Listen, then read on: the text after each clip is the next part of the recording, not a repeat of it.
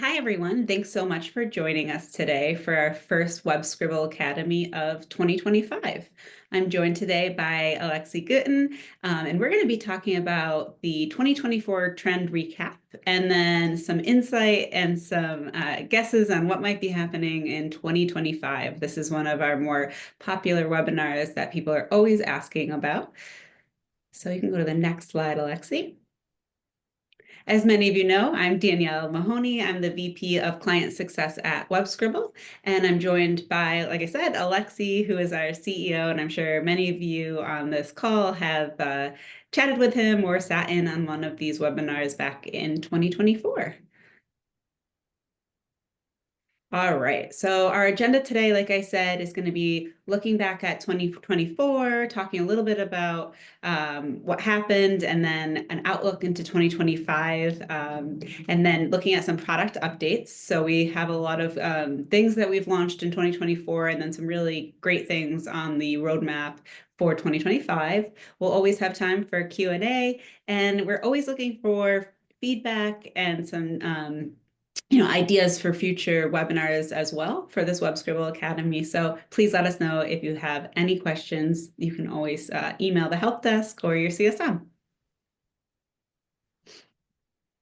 All right, and I'm going to hand this over to Alexey. All right. Thanks a lot, Danielle, and thanks everyone for joining. Excited to kick this off. I usually do this a couple times a year, right in the beginning of the year here, and then sometime midway through the year to see kind of how we're doing and how the rest of the year might look. So I wanted to start by doing a quick overview of what we saw happening in 2024, kind of as a precursor to what we think might happen this year.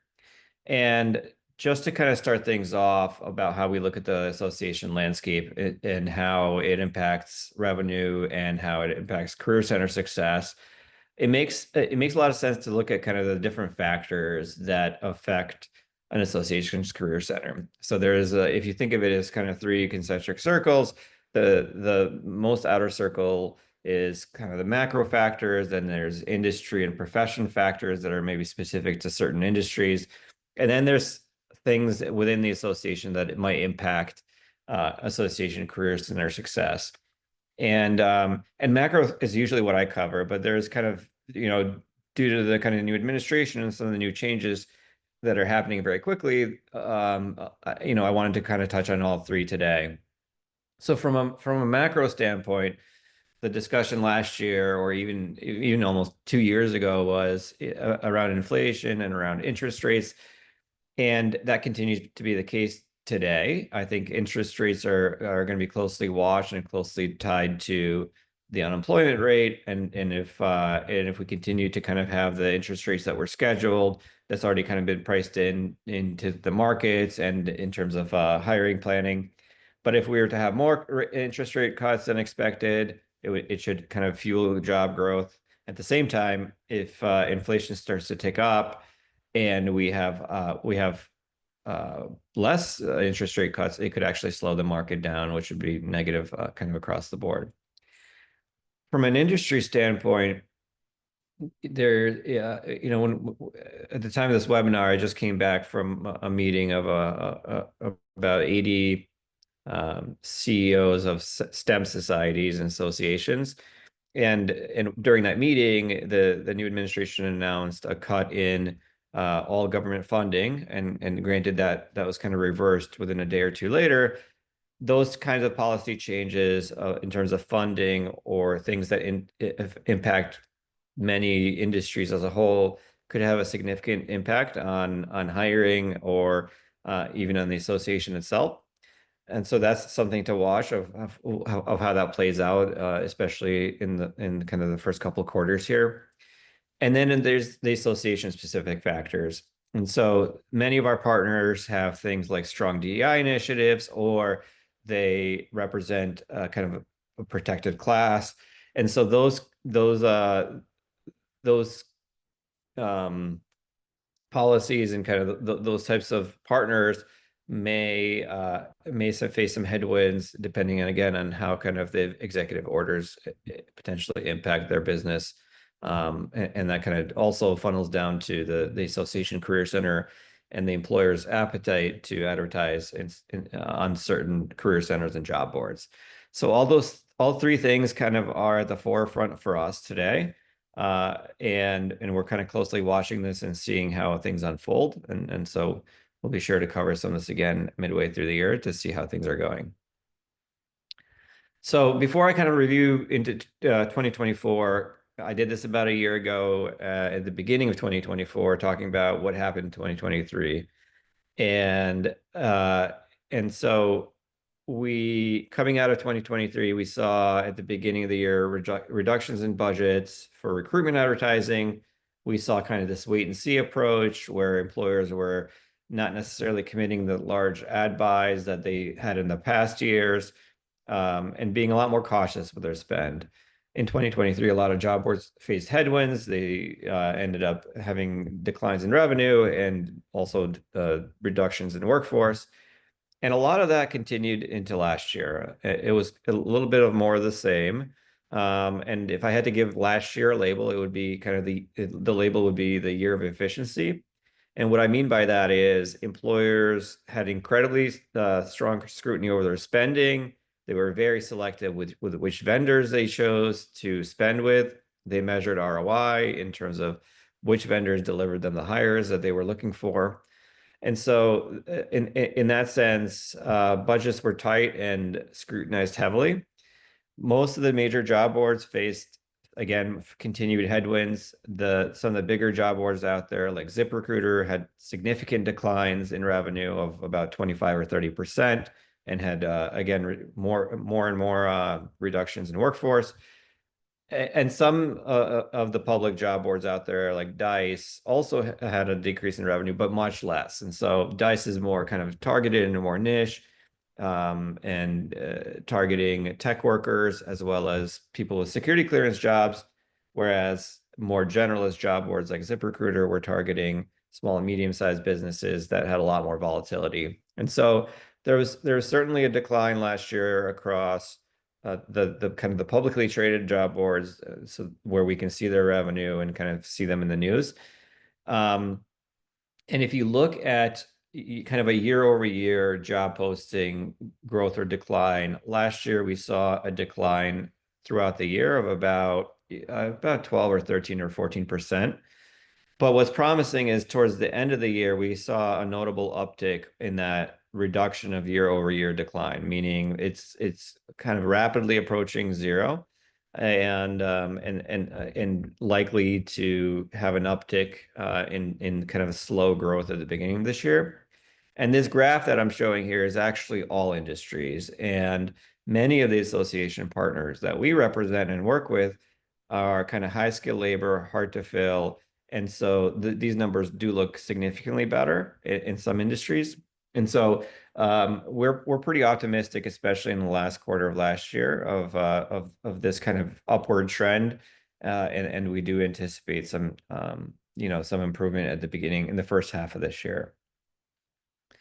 And so, kind of the broad trends that we saw last year is the labor market largely normalized. In 21 and 22, we had this kind of astronomical growth in jobs and hiring.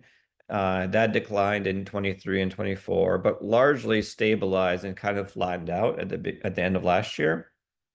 AI, the other market trend that we started to see is around kind of ROI, and what employers started doing is using AI and adopting that as part of the recruiting process.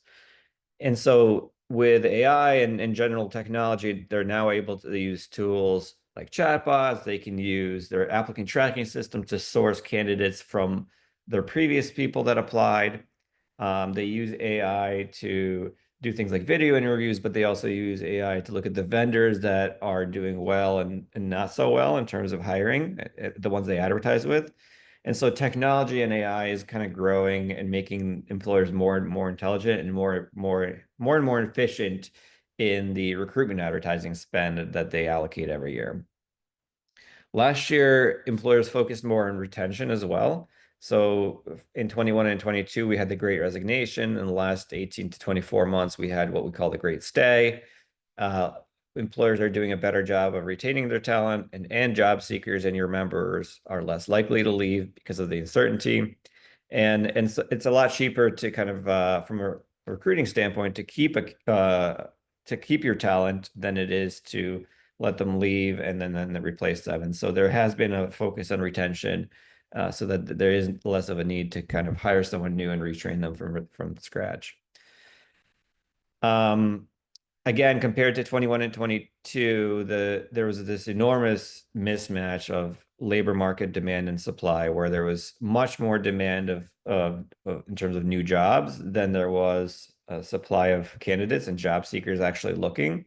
And that's largely balanced out. It's almost one for one right now, where there's kind of this almost perfect balance of how many jobs are available versus how many people are looking.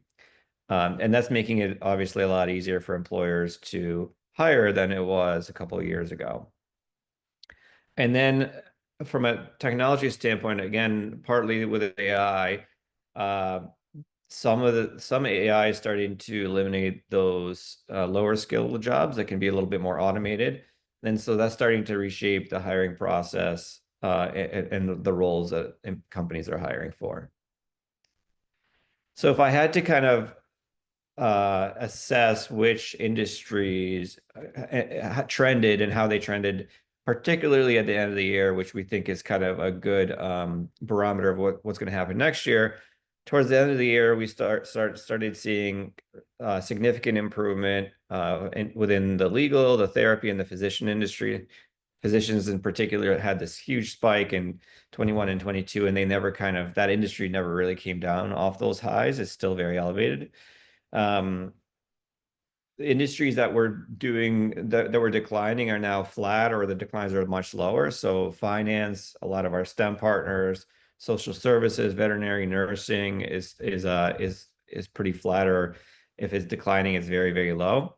And then unsurprisingly, the DEI partners that we work with are seeing a significant headwinds in all of last year and heading into this year. From a 2025 outlook, I wanted to kind of talk about some of the things that we think are going to come about, and some of the trends to look out for.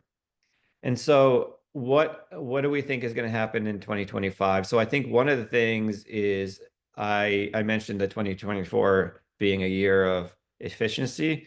If I had to give 2025 a label, it would be a year of continued efficiency. So expecting employers to use technology, use AI to do more with less, and do more with typically this smaller or kind of budgets that are the same. We don't expect necessarily the recruiting budgets to necessarily go up a lot this year. And we expect employers to use data and technology to be really, really smart with which vendors they choose to use for publishing their jobs.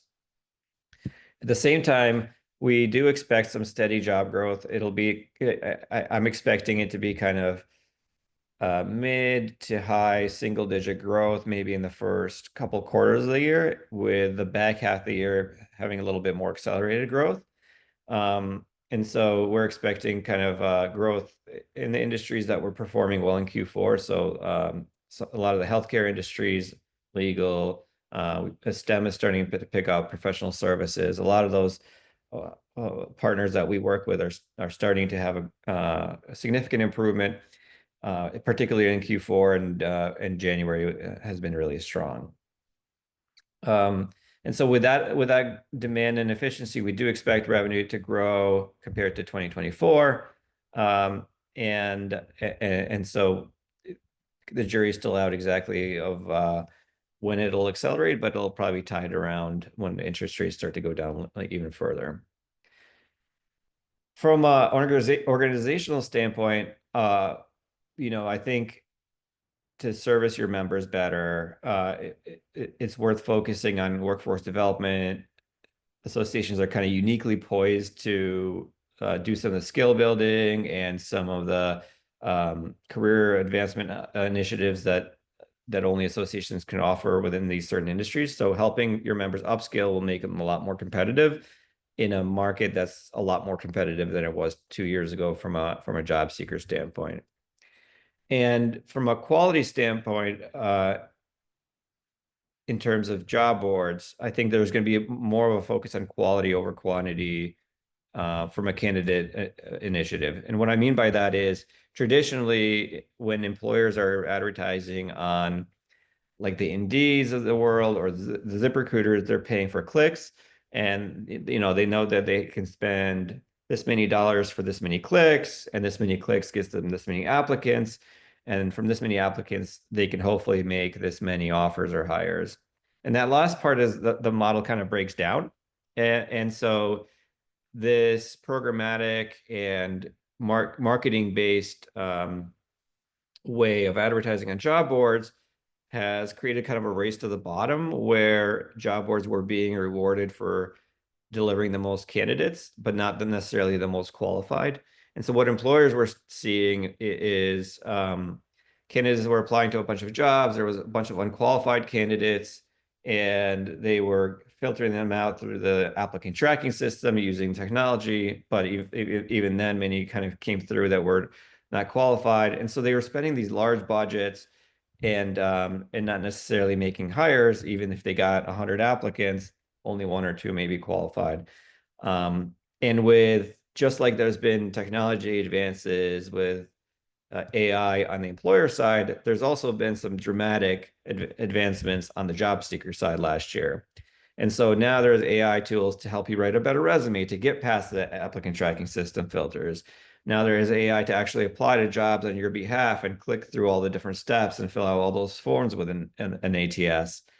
And so for a lot of those kind of automated systems are being implemented on Indeed and some of the big job boards. And so I'm anticipating a larger flood of those less qualified applicants reaching the recruiters and having humans have to sift through more and more resumes and applications that are not necessarily targeted and for the role that they're looking to hire for. And so we think that the associations are really uniquely positioned here to deliver on quality and deliver the best candidate at a cheaper price and faster. And I think that associations can do that a lot better than the generalist job boards, especially for many of these high skill jobs that we help employers fill. And from from a strategic standpoint, we think that maximizing careers is something the association should do this year. So help your members potentially during a more competitive hiring environment. So highlight roles to your members that are in demand, promote the job opportunities in the growing fields. That helps kind of boost your engagement, helps you deliver value as an association to your members. Definitely educate them on the AI, kind of the impacts of AI maybe in the hiring process or within the industry. Give them the tools to be seen by an actual human recruiter. Like I mentioned before, upskilling or reskilling, it should be definitely something focused on, especially with some of the lower skill tasks within certain professions being quickly replaced by automation and AI. Employer branding is really key. We'll talk about it in a minute, some of the things we're doing there, but giving employers the ability to kind of brand themselves and stand out year round to your members is really important. And then using data to kind of inform your strategy and leverage data to deliver messaging to the right members at the right time. We collect a ton of it. We integrate with a lot of technology partners.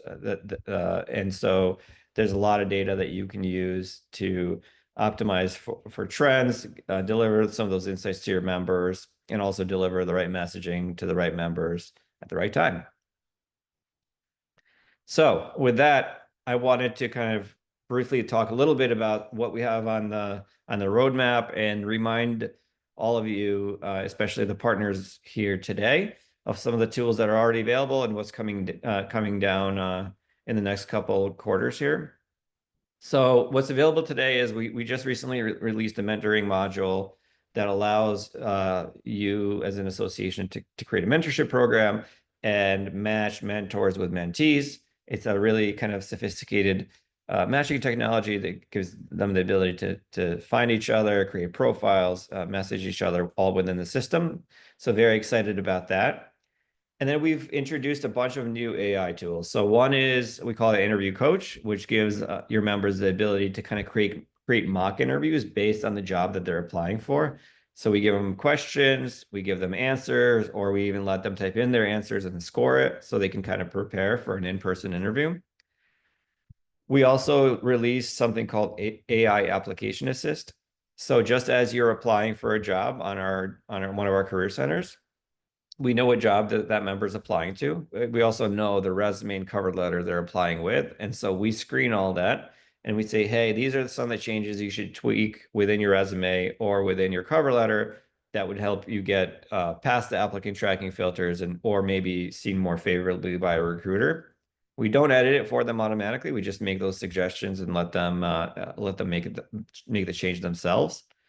And then last but not least, we released career guides, which is kind of industry specific job information. So things like salary, that's location and job title specific, benefits, skills needed for that role, and then career pathway exploration to get from step A to step B in your career. And from a product planning standpoint, we have a lot of really exciting things that are coming in the next couple of quarters. So just like we have on the job seeker side, a bunch of AI enhancements, we're doing the same thing on the employer side. So when an employer posts a job, what we're actually going to do is look at your resume database and use AI to find members that uploaded a resume that match that job and surface those people to the employer. And so that'll become an upsell to help you boost revenue, but also it helps feature a lot of your members and get their resumes right in front of those companies hiring and give them more opportunities to advance in their career. So very, very excited about that. That's coming soon. We created this feature. We're about to release it called automations, which is pretty technical, but kind of just like marketing automations. It's kind of a little bit abstract, but unless you do a lot of different things. One good example is, for example, when a job seeker signs up on the job board, you can create an automation to check if they're a member. And if they're not a member, the automation can automatically enroll them into your email marketing program, for example, and then put them through a drip campaign of why they should become a due paying member, job board being one of them, but all the other benefits that you as an association offer as well. And so there's a lot of implications, a lot of flexibility with what automations can do. And so, if you have any questions about any of these, feel free to chat with us after, and we can explain in a little bit more detail.